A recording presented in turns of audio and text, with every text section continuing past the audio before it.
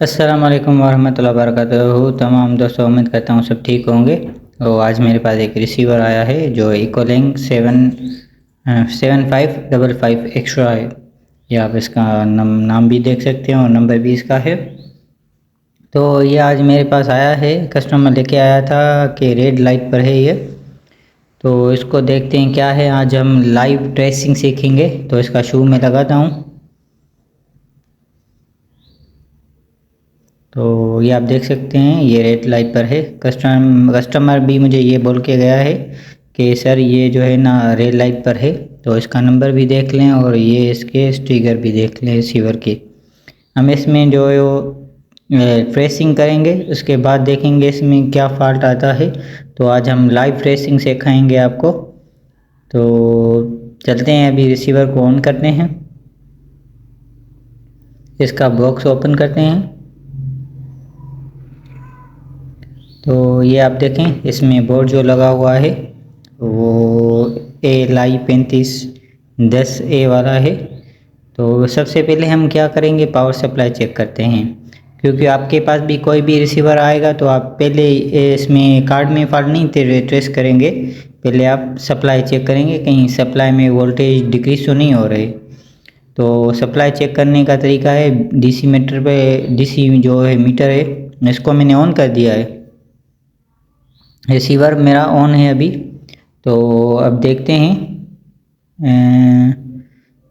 इसकी जो second number pin है वो ग्राउंड है। अगर आप बॉडी से कहीं अटैच करना चाहते हैं तो बॉडी से भी अटैच कर सकते हैं। तो दूसरी नंबर पिन इसकी ग्राउंड होती है, या कहीं बॉडी से टच कर लें। मैं इसको बॉडी में टच कर रहा हूँ तो देखें 5 वोल्टेज आ रहे हैं इसमें। तो इसका मतलब है कि 5 वोल्टेज इसके बिल्कुल पावर सप्लाई के ओके हैं। तो इसकी प्रोप लेफ्ट से हैं। तो ये देखें दूसरे नंबर पर ये ग्राउंड के आगे आते हैं 15 वोल्ट। तो ये देखें, मैं मीटर सही कर लूँ। ये देखें 15 वोल्ट आ रहे हैं इसमें, वो भी बिल्कुल ओके। उसके बाद 20 या 21 वोल्टेज आते हैं। ये देखें 20.6 वोल्टेज है, ये बिल्कुल ठीक है। तो इसका मतलब ये हुआ कि हमारे जो पावर सप्लाई है इसके वोल्टेज बिल्कुल ओके, ये ख़राब नहीं है। अभी हमें आगे ट्रेस करना पड़ेगा कि ये इसमें कोई फॉल्ट नहीं है, आगे कार्ड में फॉल्ट है हमारा। तो हम कार्ड में चेक करेंगे कि कार्ड में क्या फॉल्ट है हमारा। तो हम बोर्ड में ग्राउंड कहाँ से लेंगे, मैंने आपको पहले ही बता दिया। ग्राउंड आप बॉडी से कहीं भी ले सकते हैं, किसी भी कोने में टच कर सकते हैं। मैं इसको यहाँ पर लगा दूँ या वहाँ पर लगा दूँ, कोई मसला नहीं है। लेकिन मैं इसको जो है ना HDMI पोर्ट के ऊपर लगाऊंगा। तो HDMI पोर्ट के ऊपर लगाकर मीटर में साइड में कर लूँ। तो ये देखें मीटर जब मैंने साइड में कर लिया है, अब इसको देखते हैं कि 1.7 वाला रेगुलेटर, ये 1.8 वाला, ये बिल्कुल ओके है।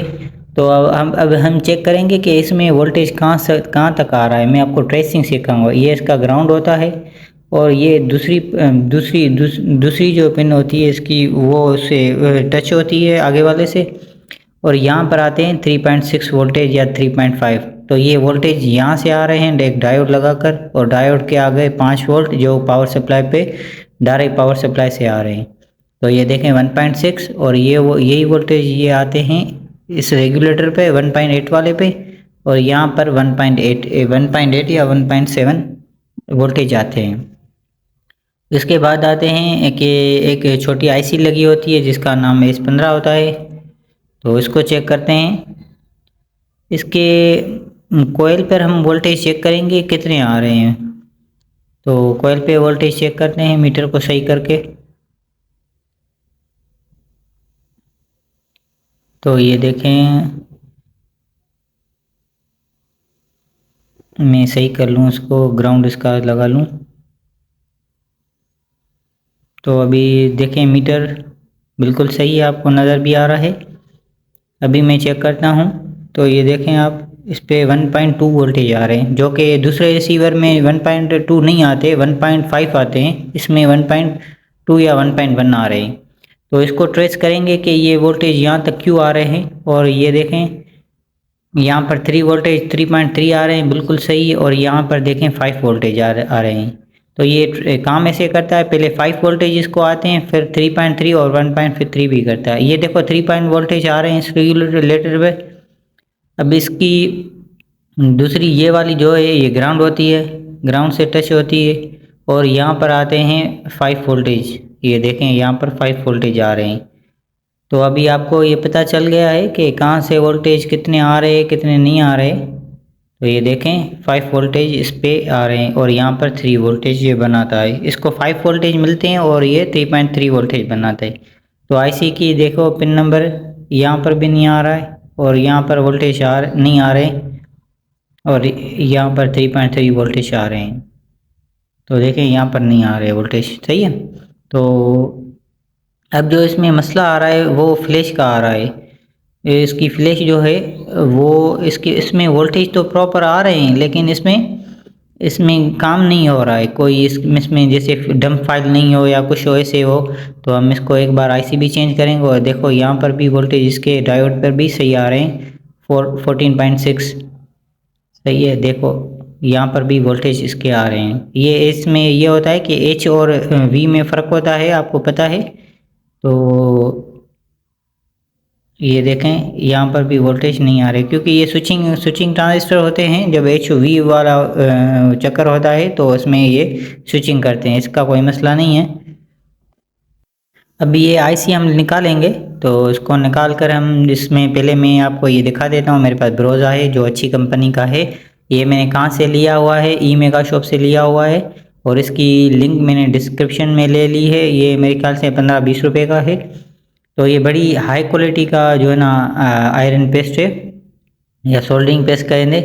इसको मैं आईसी पर अच्छी तरह से लगाता हूँ ताकि ये इसके बराबर में जो कंपोनेंट है वो भी ख़राब नहीं हो और आईसी जो निकालूँ मैं तो इसकी कोई भी प्रिंट नीचे से डैमेज ना हो। इसके लिए मैं इसको इस्तेमाल करता हूँ और हल्के हाथ से कावे से मैं इसको निकालता हूँ। ये मैं वीडियो जो यहाँ पर स्किप करता हूँ, मैं आईसी निकाल के आपको दिखाता हूँ। तो ये मेरी कंप्यूटर की स्क्रीन है, इसको मैंने ऑन कर लिया है। तो आईसी मैंने डिटेक्ट कर ली है।